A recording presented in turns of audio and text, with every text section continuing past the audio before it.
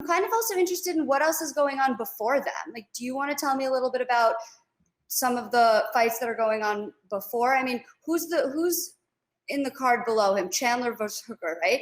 Didn't Poirier just beat Hooker in June? Yeah, that was a really good fight. But the Chandler versus Hooker fight, I think to me is more. I'm more interested in that fight than I am Connor versus Dustin because I've seen it.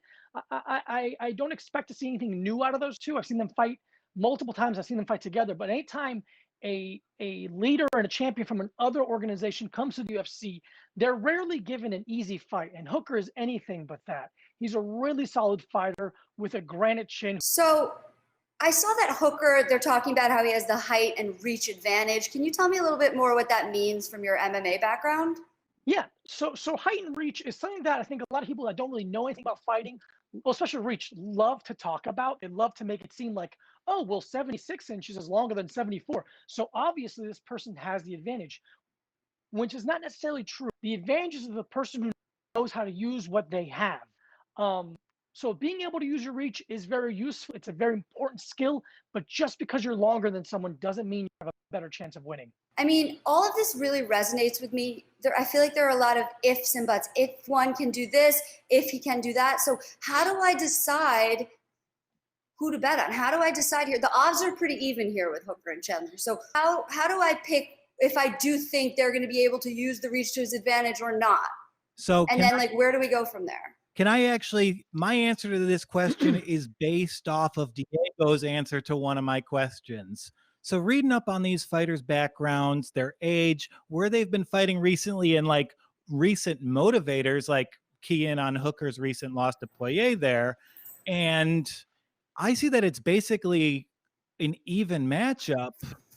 This seems a little bit too good to be true here. There's too much value on Hooker. I think he should be a steeper favorite. So every bet I make on this entire card, be it Rebus, via Poirier, I'm tying them all to Hooker. And you know what? Tying things to a Hooker, just a normal Saturday night for your boy.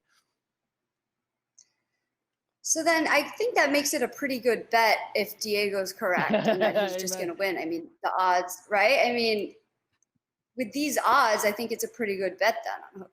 I think this is actually really great value on Hooker. So if I'm just throwing out like $25 bets, which are my normal betting amounts, I'm just going to make everything a parlay. So I'm going to tie it to Hooker because that'll be a multiplier. So like a bet where I'd bet 100 to win 90 becomes betting 100 to win like 215, 220. I like that. I think that's actually something that I might put in my. And if you are going to do a parlay like this, you don't want it to be the last match, the last fight of the night. You don't want it to be the first one. You want it to be placed like second to last. So if he does lose, you know, your night's still not ruined. You still got like 80% of a really fun betting experience. Wait, so for a parlay, do you not have to be correct on each one? You do, but I'm gonna have them in like 4 or 5 bets. So if I assume I go 2 and 2, the payout will be so much more that my balance will be greater than it would be otherwise. So you're gonna pick different combinations and multiple different parlays so that whichever one comes out, you'll have an advantage there. Yeah, I'm gonna do like probably 4 two-way parlays, all of them tied to Hooker. Okay, so we like Hooker. I like Hooker. I'm definitely going to do that too because I trust you.